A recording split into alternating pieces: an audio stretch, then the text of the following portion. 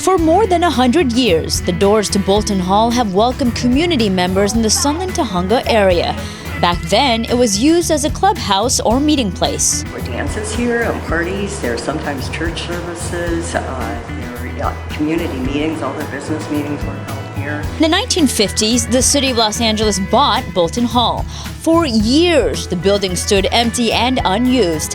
In 1959, the Department of Recreation and Parks planned to demolish it. And they tried for 2 years and were not successful, so they decided they'd knock it down and use this area, the land, as a children's park. Community members outraged by the plans formed the Little Landers Historical Society. After a 10-year fight, the city declared Bolton Hall as a city historical monument. Yeah, it has been maintained historically as it was. The society made it its mission to turn Bolton Hall into a museum in the 80s to allow community members the opportunity to learn about the area's history.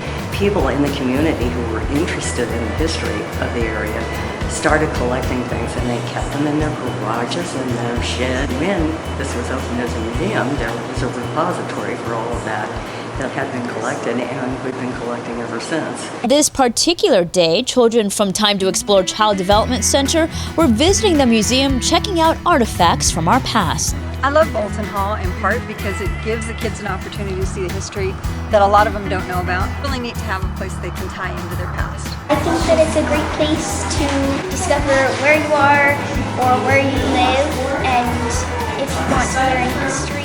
I think that they have a whole bunch of interesting stuff, and they collected a whole bunch of things from the olden days, and it's cool how we get to see the stuff. I also think it's really cool to learn the history of how this building was built and how the community was brought together.